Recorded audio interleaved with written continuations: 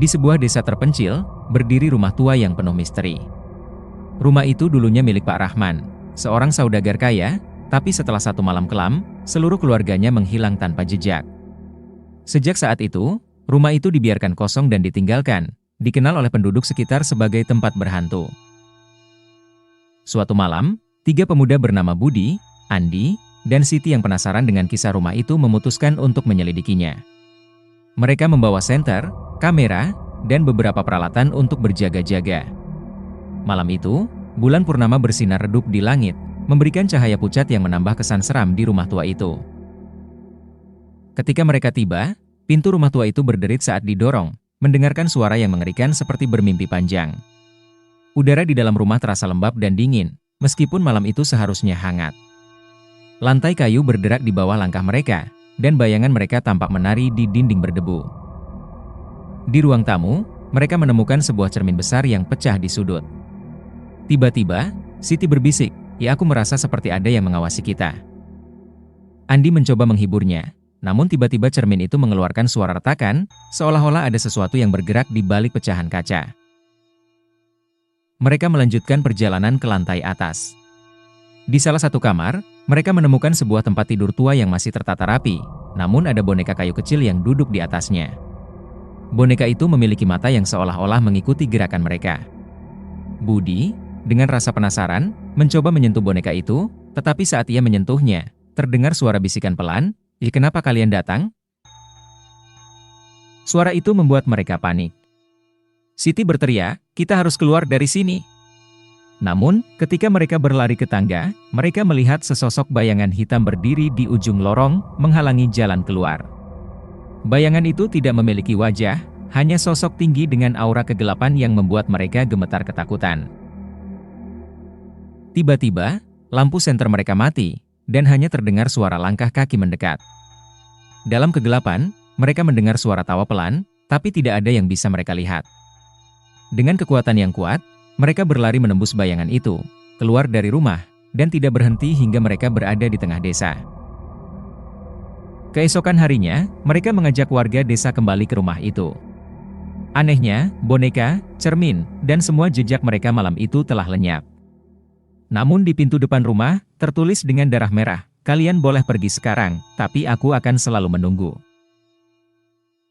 Sejak saat itu, tak ada lagi yang berani mendekati rumah tua di ujung desa. Rumah itu tetap berdiri, sunyi, tapi semua tahu sesuatu yang jahat masih diam di sana, menanti siapapun yang cukup bodoh untuk masuk lagi. Beberapa bulan setelah kejadian itu, Siti masih dihantui mimpi buruk. Dalam mimpinya, dia selalu melihat boneka kayu itu tersenyum menyeramkan, dan suara bisikan yang berkata, "Kembalilah." Akhirnya, Siti tidak tahan lagi.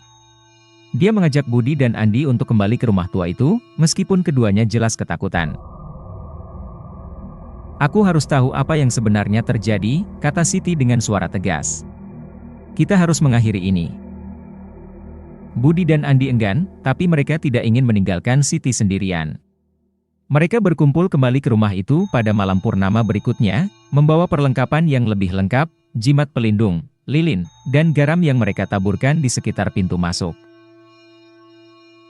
Saat mereka masuk, rumah terasa lebih sunyi dari sebelumnya, namun bau busuk menusuk hidung mereka. Siti memimpin, berjalan dengan penuh keyakinan. Kali ini, mereka menemukan pintu kecil yang sebelumnya tak terlihat di lantai dasar, tersembunyi di balik tumpukan puing. Pintu itu berkarat, tapi dengan susah payah mereka berhasil membukanya. Di bawahnya, ada tangga curam yang menuju ke ruang bawah tanah gelap. Suara samar terdengar dari bawah, suara tawa pelan yang mereka kenali. Dengan senter gemetar di tangan, mereka menuruni tangga.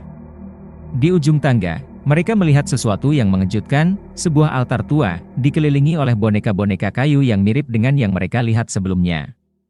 Di tengah altar itu, ada sebuah buku tua yang terbuka, dengan tulisan yang sulit dibaca. Saat Siti mendekati buku itu, tiba-tiba terdengar suara pintu di atas mereka tertutup dengan keras. Mereka terkunci di dalam. Boneka-boneka kayu di sekitar altar mulai bergerak, kepalanya berputar dengan bunyi berderit, dan suara tawa itu berubah menjadi melengking. Budi berteriak, "Apa ini? Kita harus keluar sekarang." Tapi tidak ada jalan keluar. Siti tulisan membaca di buku itu, yang ternyata adalah mantra kuno. Dia menyadari bahwa Pak Rahman dan keluarganya tidak pernah menghilang. Mereka dikorbankan dalam ritual mengerikan, dan arwah mereka terkurung dalam boneka-boneka itu.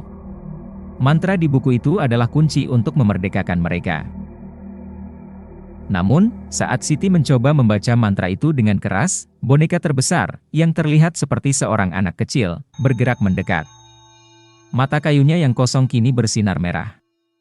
Boneka itu berkata dengan suara serak, "Terlambat kalian akan menjadi bagian dari kami." Dalam ketakutan, Andi menumpahkan garam yang mereka bawa ke altar. Begitu garam itu mengenai lantai, boneka-boneka itu berhenti bergerak, dan suara itu perlahan memudar.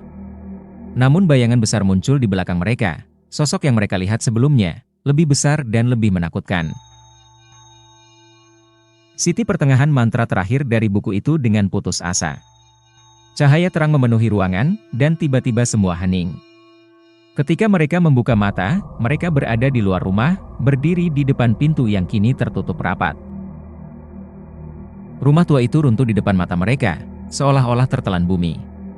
Tidak ada yang tersisa kecuali tanah kosong. Setelah rumah tua itu runtuh, kehidupan Siti, Budi, dan Andi tidak pernah kembali normal.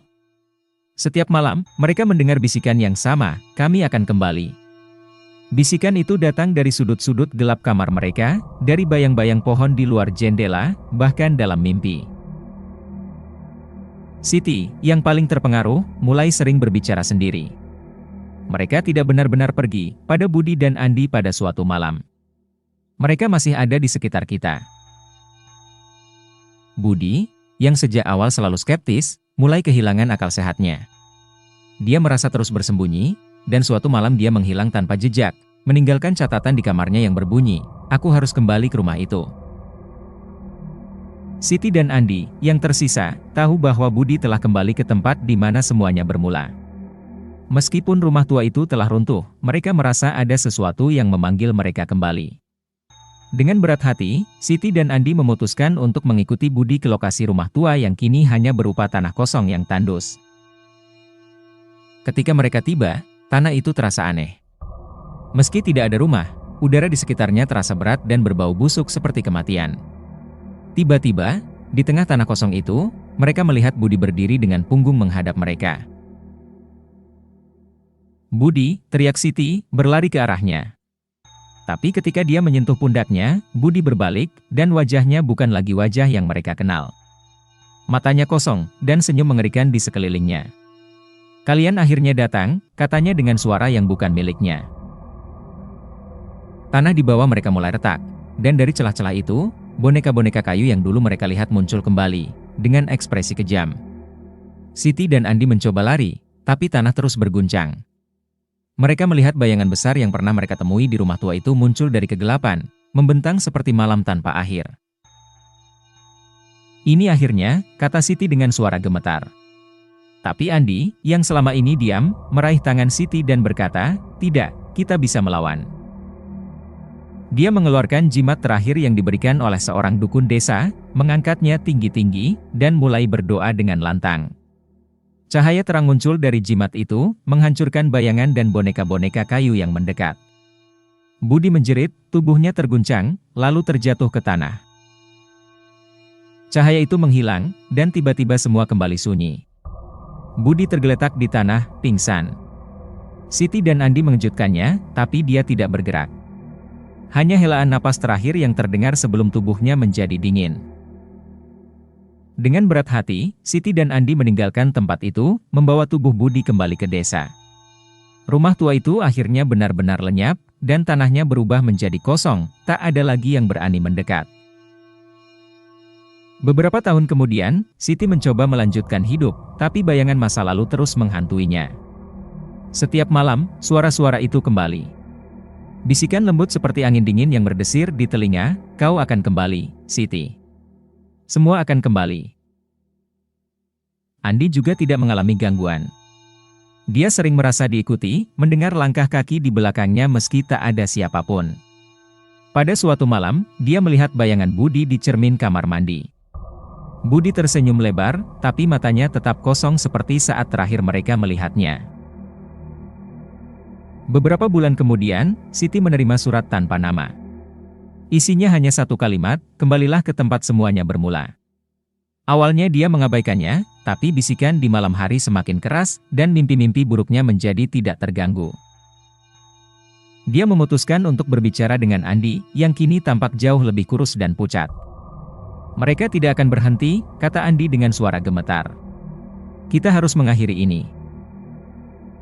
Malam itu, mereka kembali ke tanah kosong yang dulu menjadi tempat berdirinya rumah tua. Langit gelap tanpa bintang, dan udara dingin menusuk tulang. Di tengah tanah kosong, ada lingkaran besar yang terbakar di tanah, seperti bekas ritual. Dan di sana, berdirilah sosok yang mereka kenali, Budi. Namun, itu bukan lagi Budi. Tubuhnya kini kurus, dengan kulit pucat yang hampir transparan. Mata kosongnya memandang mereka, dan suara mengerikan terdengar dari mulut. Kalian datang. Sekarang kalian akan menjadi milik kami. Tanah di sekitar mereka mulai berguncang, dan dari bawah tanah, boneka-boneka kayu muncul lagi. Kali ini jumlahnya lebih banyak, dengan ekspresi yang mengerikan. Siti dan Andi terjebak di tengah lingkaran. Siti, dengan sisa keberanian yang dimilikinya, mengeluarkan buku tua yang dia ambil dari ruang bawah tanah saat kejadian terakhir. Dia mulai membaca mantra terakhir dengan lantang, meskipun suaranya bergetar. Namun, suara Budi berubah menjadi tawa yang mengerikan. Mantra itu tidak akan menyelamatkanmu, Siti. Kau sudah terlambat. Tanah di bawah Siti mulai retak, dan tangan-tangan bayangan mencengkeram kakinya. Andi mencoba menariknya, tetapi satu boneka kayu berhasil meraih tubuhnya juga. Lanjutkan, teriak Andi. Selesaikan mantra itu. Dengan air mata mengalir, Siti melanjutkan pembacaan mantra hingga kata terakhir. Tiba-tiba, cahaya putih yang menyilaukan muncul, dan akhirnya seluruh area. Jeritan melengking terdengar dari sosok Budi dan boneka-boneka itu. Semua makhluk bayangan menghilang, termasuk sosok Budi yang akhirnya tersenyum damai sebelum menghilang. Ketika cahaya itu menghilang, Siti terbaring lemah di tanah. Dia memandang sekeliling, tapi Andi tidak ada di sana. Yang tersisa hanya hening, dan tanah kosong yang kini benar-benar tenang. Dia menyadari, Andi telah mengorbankan dirinya untuk mengakhiri kutukan itu. Bertahun-tahun Siti mencoba melupakan kejadian itu, hidup dalam kesunyian dan kesendirian. Tapi bisikan malam tak pernah benar-benar hilang.